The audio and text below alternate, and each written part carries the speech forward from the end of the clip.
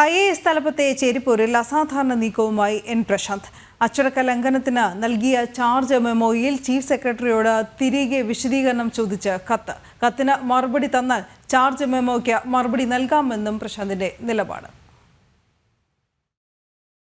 അച്ചടക്ക നടപടി നേരിട്ട് സസ്പെൻഷനിൽ കഴിയുമ്പോഴാണ് എൻ പ്രശാന്ത് IAS വീണ്ടും സർക്കാരിനെ പ്രകോപിപ്പിക്കുന്നത്.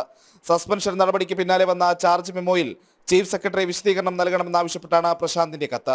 കത്തിലെ ചോദ്യങ്ങൾക്ക് മറുപടി തന്നാൽ ചാർജ് മെമ്മോയിലും മറുപടി നൽകുമെന്നാണ് കത്തിൽ പറയുന്നത്. പരാതിക്കാരനില്ലാതെ സ്വന്തം നിലയ്ക്ക് സർക്കാർ എന്തിന് മെമ്മോ നൽകണം? സസ്പെൻഷനും ചാർജ് മെമ്മോയ്ക്കും മുമ്പ് തന്റെ ഭാഗം കേൾക്കാത്തത് എന്തുകൊണ്ട്? ഫേസ്ബുക്ക് പോസ്റ്റുകളുടെ സ്ക്രീൻഷോട്ടുകൾ ശേഖരിച്ചത് ഏത് സർക്കാർ ഉദ്യോഗസ്ഥന്റെ അക്കൗണ്ട് വഴി? കൈമാറിയ സ്ക്രീൻഷോട്ടിൽ ഒരു സ്വകാര്യ വ്യക്തിയുടെ അക്കൗണ്ട് കാണുന്നതിൽ ചീഫ് സെക്രട്ടറി വിശദീകരണം നൽകണം. സ്വകാര്യ വ്യക്തി ശേഖരിച്ച സ്ക്രീൻഷോട്ടുകൾ എങ്ങനെ സർക്കാർ ഫയലിൽ കടന്നുകൂടി? ഡിജിറ്റൽ സ്ക്രീൻഷോട്ടുകൾ ശേഖരിച്ചത് IT നിയമപ്രകാരം സർട്ടിഫൈ ചെയ്ത് വ്യാജമല്ലെന്ന് ഉറപ്പുവരുത്തിയിട്ടാണോ എന്നിങ്ങനെ നീളുന്നു പ്രശാന്തിന്റെ ചോദ്യങ്ങളും സംശയങ്ങളും. പ്രശാന്തിന്റെ നീക്കങ്ങളിൽ കടുത്ത അതൃപ്തിയുള്ളതിനാൽ സർക്കാരിന്റെ മറുപടി എന്തായിരിക്കുമെന്നതാണ് ഉദ്വേഗം ജനിപ്പിക്കുന്നത്. അഡീഷണൽ ചീഫ് സെക്രട്ടറി ജയതിലകനെ ഫേസ്ബുക്കിലൂടെ അധിക്ഷേപിച്ചതിനായിരുന്നു എൻ പ്രശാന്തിന്റെ സസ്പെൻഷൻ.